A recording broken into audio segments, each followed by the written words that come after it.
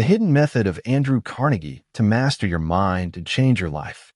Few people understand that Andrew Carnegie did not build his empire solely with steel, money, or opportunities. He built everything, before anything else, through mental mastery. Carnegie believed that the human mind is the true battlefield where destinies are decided. For him, those who do not control their own minds end up living within the limits imposed by the world, by circumstances, and by others. Carnegie observed this from a very young age. He left Scotland poor, without formal education, without connections, and without guarantees. But there was something that set him apart from most people. He did not accept passive thoughts. He did not accept the idea that his origin would define his end. While many around him reacted to life, Carnegie trained his mind to command it. This is the hidden method that almost no one notices when they look only at his external results.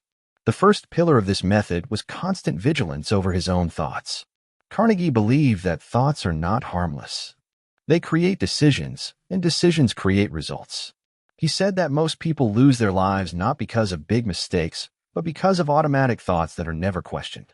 Fear, doubt, conformity, and comparison enter the mind without asking permission and begin to rule silently. Carnegie did not allow this.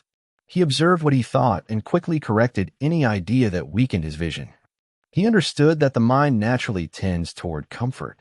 When things start to go well, the mind wants to relax. When an obstacle appears, the mind wants to give up. Carnegie trained the opposite. He conditioned his mind to stay alert when everything was going well and firm when everything seemed difficult.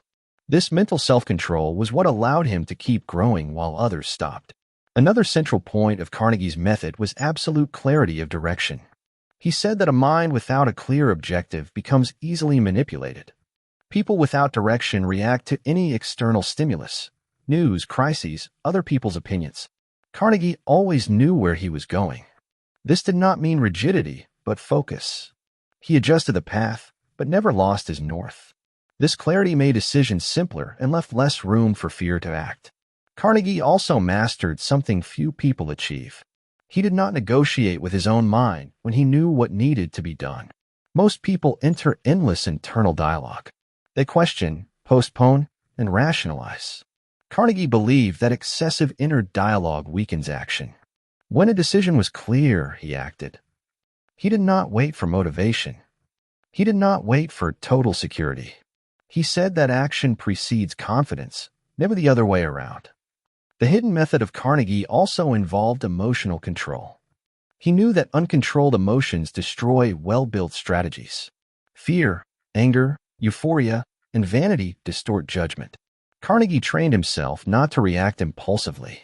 He observed before responding. He thought before acting. This posture made him predictable to himself and unpredictable to others. In negotiations, crises, and conflicts, this gave him enormous advantage. Another little discussed aspect was his silent discipline. Carnegie did not depend on momentary intensity. He believed in consistency. Small actions repeated daily shape great results over time. He did not seek mental shortcuts. He sought mental consistency. That meant thinking well every day, deciding well every day, and acting well every day. A trained mind becomes a reliable system, not a chaotic battlefield. Carnegie also understood that environment feeds or weakens the mind. That is why he was extremely selective with people, information, and stimuli. He avoided useless conversations, constant complaints, and negative environments. He said that the mind absorbs more than it realizes. Those who live surrounded by fear begin to think small. Those who live surrounded by vision begin to see possibilities. Changing the environment was an essential part of the method. One of the deepest points of Carnegie's method was his relationship with time. He treated time as an extension of the mind. He did not waste hours on empty distractions. He said that where you place your time, you place your life. Every daily choice strengthens or weakens who you are becoming. This awareness made his routine simple, but intentional. Carnegie also had mastery over his own ego. He knew that ego grows alongside success and becomes a silent enemy. That is why, even at his peak, he maintained the posture of a learner. He observed, questioned, and adjusted. He said that the day someone believes they already know enough is the day they begin to fall. Humility for him was not submission. It was strategic intelligence. This hidden method was not taught in technical books or public lectures.